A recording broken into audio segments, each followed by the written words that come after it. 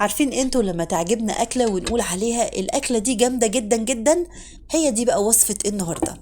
لو عندك فراخ وجربتيها بالصوص والطعم الرهيب ده، مش هتبطلي تعملي فراخ بعد كده غير بالطريقة دي، والأحلى كمان بدون فرن. يعني صوص رهيب وبدون فرن، بعيد خالص بقى عن تست صينية الفراخ التقليدية اللي احنا متعودين عليها. يلا نصلي للرسول ونشوف هنعملها زي مع بعض.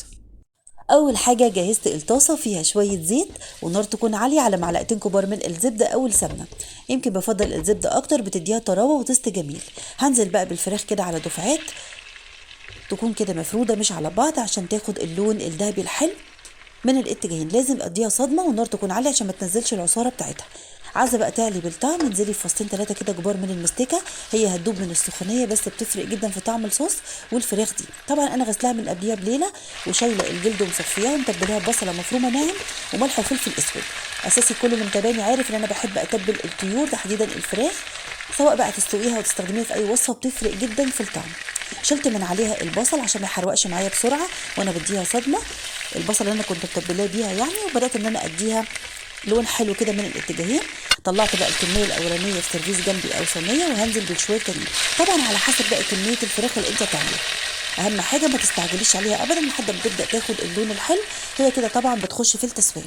حسيت ان هي محتاجه معلقه كبيره تاني من الزبده او السمنه، ضفت عشان تاخد لون جميل. خلاص بقى اطلع الكميه التانيه. الخلاصه بقى الجميله اللي نازله من دهون الفراخ والزبده والزيت، هنزل بقى بشويه بصل كده حلوين وتوصي، لان اصل الوصفه يا جماعه البصل مقطعاه جوانح، وهنبدا نكرمله لحد ما يبدا ياخد افتح درجات اللون الذهبي. افضلي بقى قلبي فيه. بعد كده بقى هياخد لون جميل زي ما انتوا هتشوفوا كده. اهم حاجه كرمليه كويس جدا جدا. شايفين بقى الجمال؟ هنزل بقى بمعلقه صغيره حلوه كده من الثوم المفروم، تديكي تست جميل. وبعد كده هنبدا نقلب لحد ما ريحه الثوم تطلع عليكي. بعد كده هضيف حوالي 3 معالق كبار من الصويا صوص، وينفع كمان دبس رمان اللي عندك اشتغلي بيه، ونقلب. البصل معانا خد لون تحفه. حسيت الحقيقه ان الوك كان صغير على كميه البصل والفراخ، جبت بقى الحله الكبيره زي ما هتشوفوا كده وضفتها على النار، وهبدا انزل بالفراخ الاول وعليها البصل. اهم حاجه تكون الفراخ فيها تستوي براحتها، ما تكونش على بعض عشان ما نفضلش نقلب فيها كل شويه فتلاقي الفراخ اتهرت معاكي. بعد كده هضيف البهارات، شويه من الملح والفلفل الاسود، بهارات الفراخ، بابريكا عاديه او مدخنه، ورشه بسيطه من السبع بهارات والجنزبيل والكزبره الناشفه المطحونه، وكمان السكر يسرع في السوى ويظبط الطعم، واخيرا ربع معلقه صغيره من القرفه. ودي فرقت معايا جدا في الطبق ده، كانت لايقه مع البصل المكرمل والفراخ. لو مش بتحبي القرفه على الاكل هتعشقيها. في العادي على الوصفه دي بضيف بدل القرفه حبهان مطحون، لكن كان خلص قلت اجرب القرفه كان خطير. نزلت بقى بكوبايه ميه سخنه لازم تكون مغليه، وطبعا بنضيف السوائل على حسب احتياج الفراخ اثناء التسويه والكميه كمان اللي انت عاملاها.